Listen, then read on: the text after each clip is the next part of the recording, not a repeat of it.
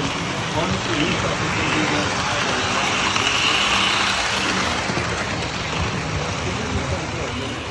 So they solved the camshaft issue that they were having in the country.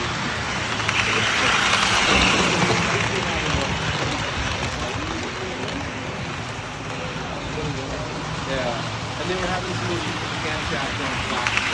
They were solved that. Now I think, it's a solid design. I looked a little bit into it. It's a solid. It's be a very, very robust, reliable engine for a long period of time. So.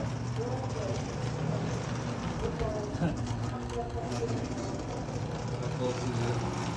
It's